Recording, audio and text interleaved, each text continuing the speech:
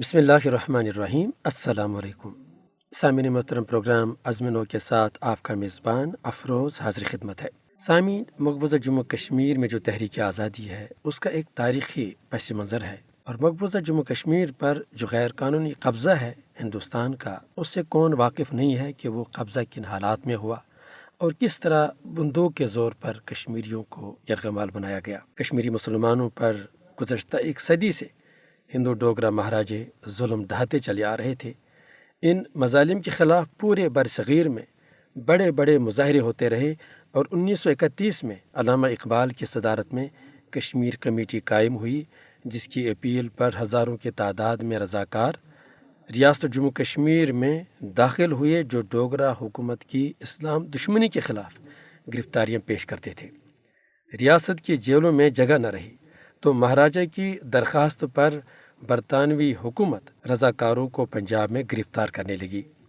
یہ عجیب حسن اتفاق تھا کہ ریاست جموں کشمیر میں پہلا کشمیر ڈے 14 اگست 1931 کو منایا گیا، اور اسی تاریخ کو پاکستان وجود میں آیا، جو ایک دوسرے کے مابین بہت گہرے تاریخی، جغرافیائی اور دینی رشتے کو ظاہر کرتا ہے۔ سامعین، تقسیم ہند کے وقت ریاست جموں کشمیر ایک بڑی ریاست تھی جس کا رقبہ 84,471 مربع میل۔ اس کی بین الاقوامی سرحدیں تبت، چین، افغانستان اور ایک مختصر علاقے سے قطع نظر روس سے ملتی ہیں۔ یوں اس ریاست کی فوجی اعتبار سے بڑی اہمیت ہے۔ 1941 کی مردم شماری کے مطابق اس کی مجموعی آبادی 40 لاکھ تھی، جس میں 77% مسلمان تھے۔ اس ریاست کے سلسلہائی کوہ سے نکلنے والے دریا یعنی دریائے سندھ، جہلم اور چناب پاکستان کے میدانی علاقوں کو سیراب کرتے ہوئے اس پورے علاقے کو ایک جغرافیائی وحدت میں پرو دیتے ہیں۔ اس کے علاوہ ریاست کی سڑکوں اور ریلوے مواصلات کا سلسلہ پاکستان کے ساتھ جڑا ہوا تھا۔ اس کی ایشیائی برآمدات و درآمدات یہاں سے گزر کر جاتی تھی۔ ان حقائق کی بنیاد پر ریاست کے مہاراجہ نے پاکستان سے معاہدہ قائمہ اسٹینڈ سٹل ایگریمنٹ پر دستخط کیے، جس کا ظاہری مقصد پاکستان کے ساتھ موجودہ تعلقات کا تسلسل قائم رکھنا تھا، مگر در حقیقت یہ معاہدہ ایک مکروہ سازش کا حصہ تھا۔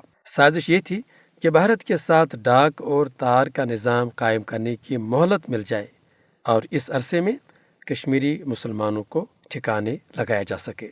15 اگست 1947 کو بھارت کی طرف سے مہاراجوں کو پیغام پہنچایا گیا کہ وہ کشمیری مسلمانوں کی اکثریت ختم کرنے کی مہم تیز کر دے۔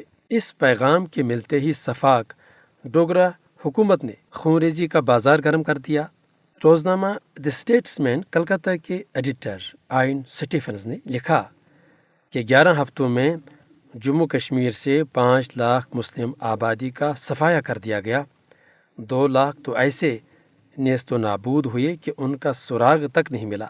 باقی ماندہ مسلمانوں نے انتہائی بے سر و سامانی کی حالت میں مغربی پنجاب میں بھاگ کر جان بچائی۔ سامعین، 1 سال کی بحث و تمہیز کے بعد سلامتی کونسل نے 5 جنوری 1949 کو ایک قرارداد منظور کی، جس میں فوری جنگ بندی کے ساتھ ساتھ ریاست جموں کشمیر کو متنازع علاقہ تسلیم کرتے ہوئے اقوام متحدہ کے زیر اہتمام استصوابی رائے کے طریقہ کار کا اعلان کیا گیا تھا۔ یعنی 27 اکتوبر 1947 میں جب ہندوستان نے فوجی طاقت کی بنیاد پر کشمیر پر قبضہ جما لیا، تو اقوام متحدہ نے اس قبضے کو تسلیم نہیں کیا، اور پنڈت نہرو نے پارلیمنٹ میں بیان دیا کہ ہم جموں کشمیر کی ریاست میں استصوابی رائے کے پابند ہیں، مگر در پردہ ریاست کو بھارت میں ضم کرنے کے اقدامات کرتے رہے۔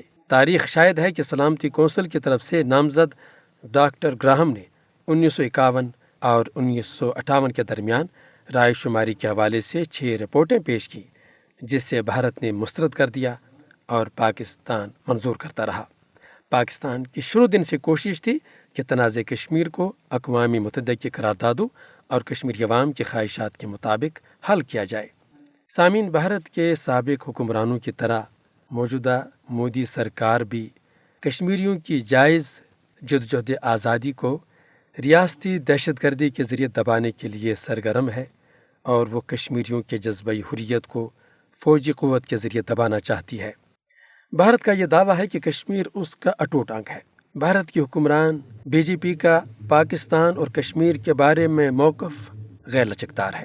اس نے پاکستان اور بھارت کے مابین مذاکراتی عمل سے بھی کنارہ کشی اختیار کر لی ہے۔ یہ صرف بھارت کی سخت گیر ہندو فرقہ پرست سیاسی جماعت کا ہی موقف نہیں ہے، بھارت کے نام نہاد سیکولر جماعتوں کا اصل چہرہ بھی اس سے مختلف نہیں ہے۔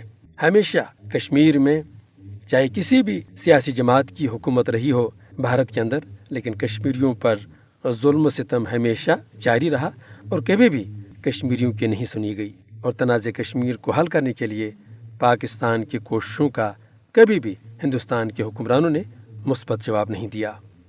مسئلہ کشمیر پاکستان اور بھارت کے درمیان بنیادی تنازع ہے۔ یہ مسئلہ دونوں ملکوں کے درمیان باہمی تعلقات کی راہ میں سب سے بڑی رکاوٹ ہے۔ بھارت نے ماضی میں کبھی بھی اس مسئلے کے حل کے لیے آمادگی کا اظہار نہیں کیا اور نہ وہ اب اس کے لیے آمادہ ہے۔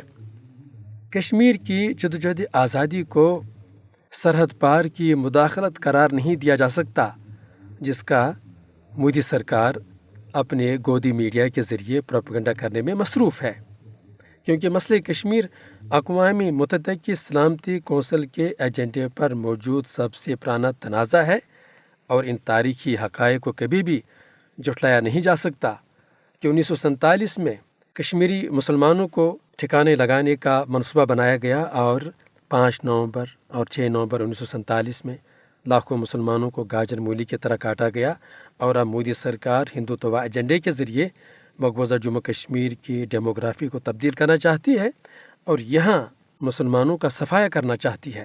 اس حوالے سے دفعہ 370 کا خاتمہ کیا گیا، 35A کو ختم کر دیا گیا، اور ہندوؤں کو اب مقبوضہ جموں کشمیر میں لاکھوں کی تعداد میں آباد کیا جا رہا ہے۔